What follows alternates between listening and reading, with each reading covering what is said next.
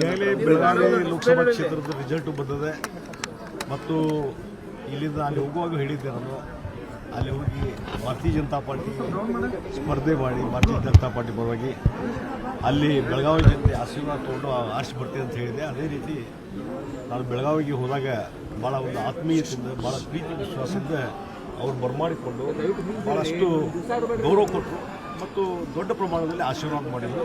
ಹೀಗಾಗಿ ಬೆಳಗಾವಿ ಜನತೆಯ ಆ ಒಂದು ಋಣ ಏನಿದೆಯಲ್ಲ ಅದು ಎಂದೂ ಮರೀಲಿಕ್ಕೆ ಸಾಧ್ಯ ಇಲ್ಲ. ಆ ರೀತಿ ಪ್ರೀತಿ ವಿಶ್ವಾಸ ಕೊಟ್ಟಿದ್ದಾರೆ ಮತ್ತು ಅತಿ ಹೆಚ್ಚು ಮತಗಳ ಅಂತರಿಂದ 1,80,000 ಮತಗಳಷ್ಟು ಅಂತರದಿಂದ ಗೆಲ್ಲಿಸಿಕೊಟ್ಟಿದ್ದಾರೆ. ಹೀಗಾಗಿ ಇವತ್ತು ಆ ಬೆಳಗಾವಿ ಮತದಾರರಿಗೆ ನಾನು ಚಿನ್ನದಲ್ಲಿ ಹೇಳ್ತಿದ್ದೆ ಅಭಿನಂದನೆಗಳು ಸಲ್ಲಿಸ್ತೇನೆ. ನಿಮ್ಮ ಅಡ್ರೆಸ್ ಕೇಳಿದ್ರು ಸರ್, ಅವೆಲ್ಲ ಇಶ್ಯೂ ಈಗ ಮುಗಿದು ಹೋದಂಥ ವಿಚಾರ. ಯಾರೂ ಜನರು ಮನಸ್ಸಾಗೇ ಇಲ್ಲ. ನಾಳೆ ಹೋಗಿ 4 ದಿವಸಕ್ಕೆ ಜನ ಅದ್ರ ಬಗ್ಗೆ ಎಂದೂ ಚರ್ಚೆನೇ ಮಾಡಲಿಲ್ಲ. ಬರೀ ಕಾಂಗ್ರೆಸ್ ಅವರು ಅದನ್ನು ಕ್ರಿಟಿಸೈಸ್ ಮಾಡಿದ್ರು ಹೊರತು ಅದ್ರ ಬಗ್ಗೆ ಯಾವ ಪಬ್ಲಿಕ್ಗೂ ಚಿತ್ರ ಇರಲಿಲ್ಲ, ಏನಿಲ್ಲ. ನಮ್ಮ ಒಪ್ಕೊಂಡು ಇವತ್ತು ಜಗದೀಶ್ ಶೆಟ್ಟರು ಮಾಜಿ ಮುಖ್ಯಮಂತ್ರಿ ಇಲ್ಲಿ ಬಂದಿದ್ದಾರೆ ಅಂತಂದರೆ ಖುಷಿ ತರುವಂಥ ಸಂಗತಿ ಅಂತೇಳಿ ಭಾಳ ಒಗ್ಗಟ್ಟಿನಿಂದ ಭಾಳ ಒಗ್ಗಟ್ಟಿನಿಂದ ಎಲ್ಲ ಕ್ಷೇತ್ರಗಳಲ್ಲಿ ಸರ್, ಅದರಲ್ಲಿ ಬೆಳಗಾವಿ ರೂರಲ್ ಏರಿಯಾದಲ್ಲಿ 51,000 ಲೀಡ್ ಕೊಟ್ಟರು ಮತ್ತು ನಮ್ಮ ದಕ್ಷಿಣ ಕ್ಷೇತ್ರದಲ್ಲಿ 71,000 ಲೀಡು, ಅರಬಾವಿ ಮತ್ತು ಗೋಕಾಕದಲ್ಲಿ ಸುಮಾರು 2,40,000 ಲೀಡು. ಈ ರೀತಿ ಎಲ್ಲ ಕಡೆ ಇವತ್ತು ಅತಿ ಹೆಚ್ಚಿನ ರಾಮದುರ್ಗ ಇರ್ಬೋದು, ಸವದತ್ತಿ, ಬೈಲಹೊಂಗಲ ಎಲ್ಲ ಕಡೆಯೂ ಅತಿ ಹೆಚ್ಚಿನ ಮತಗಳು ನಮಗೆ ಬಿದ್ದಿದ್ದರಿಂದ ಇವತ್ತು 1,80,000 ಮತಗಳಂತರಿಂದ ಗೆದ್ದಿದೆ. ಇದಕ್ಕೆ ನೋಡಿ ಮರು ಜನ್ಮ ಅನ್ನೋಕ್ಕಿಂತ ಇದು ರಾಜಕಾರಣದಲ್ಲಿ ಒಂದಿಷ್ಟು ಹೊಸದಾದಂಥ ಜವಾಬ್ದಾರಿ ನಂಗೆ ಬಿದ್ದದಂತ. ಪುನರ್ಜನ್ಮ ಬದಲು ಈಗ ಅಸೆಂಬ್ಲಿ ನೋಡಿದ್ದೀನಿ, ವಿಧಾನ ಪರಿಷತ್ ನೋಡಿದ್ದೀನಿ, ಲೋಕಸಭೆಯಲ್ಲಿ ಪ್ರವೇಶ ಮಾಡುವ ಮುಖಾಂತರ ಇಡೀ ದೇಶದಲ್ಲಿ ನಡೀತಕ್ಕಂಥ ಹಲವಾರು ವಿಚಾರಗಳ ಬಗ್ಗೆ ಚರ್ಚೆ ಮಾಡಲಿಕ್ಕೆ ಒಂದು ದೊಡ್ಡ ವೇದಿಕೆ ಸಿಕ್ಕಿದೆ.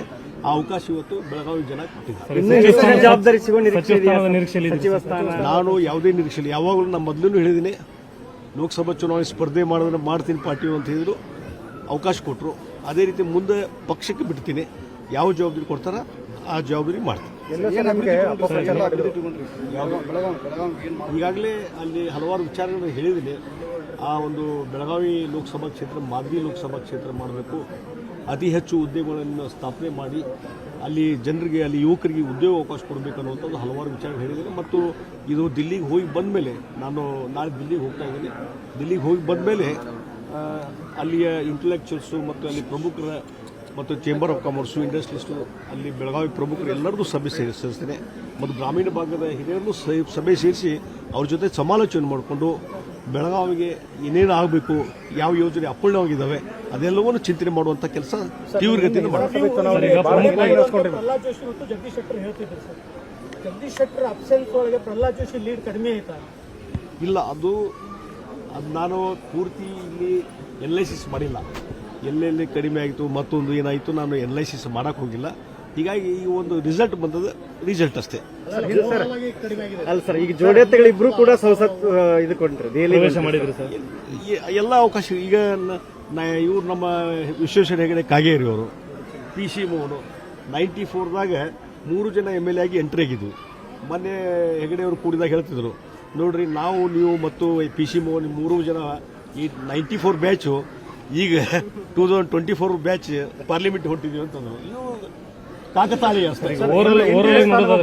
ನೋಡೋದಾದ್ರೆ ನಿರೀಕ್ಷೆ ಮಟ್ಟದಲ್ಲಿ ಗೆಲುವು ನೋಡ್ರಿ, ಹಿಂದೆ UPA ಸರ್ಕಾರ UPA 1 UPA 2 ಇತ್ತು. ಆ ಸಂದರ್ಭದಲ್ಲಿ ಅವ್ರು ಎಂದೂ ಕ್ಲಿಯರ್ ಮೆಜಾರಿಟಿ ಬಂದೇ ಇರಲಿಲ್ಲ. ಈ ನರೇಂದ್ರ ಮೋದಿ ಅವರು 10 ವರ್ಷದ ಅವಧಿಯಲ್ಲಿ 2 ಬಾರಿ ಅವಧಿ ಬಂದಾಗೂ ಕ್ಲಿಯರ್ ಮೆಜಾರಿಟಿ ಕೆಲಸ ಮಾಡಿದ್ದಾರೆ, ಸ್ಟೇಬಲ್ ಗೌರ್ಮೆಂಟ್ ಕೊಟ್ಟಿದ್ದಾರೆ. ಈಗ 3ನೇ ಬಾರಿನೂ ಸಹಿತ NDAಗೆ ಕ್ಲಿಯರ್ ಮೆಜಾರಿಟಿ ಇದೆ. ಆ ಹಿನ್ನೆಲೆಯಲ್ಲಿ ಹಿಂದೆ UPA ಯಾವುದೇ ಮೆಜಾರಿಟಿ ಇಲ್ಲದೆ, ಕಾಂಗ್ರೆಸ್ ಪಾರ್ಟಿ ಯಾವುದೇ ಮೆಜಾರಿಟಿ ಇಲ್ಲದೆ ಸರ್ಕಾರ ನಡೆಸಿದಂಥವ್ರು ಇವತ್ತು ಕ್ಲಿಯರ್ ಮೆಜಾರಿಟಿ ಇದ್ದಂಥ BJP ಮತ್ತು 3ನೇ ಬಾರಿಗೂ ಮ್ಯಾಂಡೇಟ್ ಇದೆ. ನಾವೇನು ನಿರೀಕ್ಷೆ ಮಾಡಿದ್ವಿ ಸೀಟ್ ಬಂದಿಲ್ಲ ಅಷ್ಟೇ. ಆದರೆ ಇವತ್ತು ಜನರ ಮ್ಯಾಂಡೇಟು BJP ಪರವಾಗಿ NDA ಪರವಾಗಿ ಇದೆ.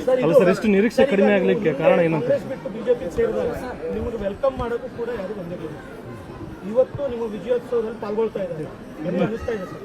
ನೋಡಿ, ನಾ ಏನು ಯಾರ ಬಗ್ಗೆ ಏನು ಕಮಿಟ್ ಮಾಡಲಿಕ್ಕೆ ಇವತ್ತು ಎಲ್ಲರೂ ಬಂದವರು ನಮ್ಮವರು ಅಂತ ಅಂದ್ಕೊಂಡು ಪ್ರೀತಿ ವಿಶ್ವಾಸದಿಂದ ಹೋಗೋದಷ್ಟೇ ನಮ್ಮ ಧರ್ಮ.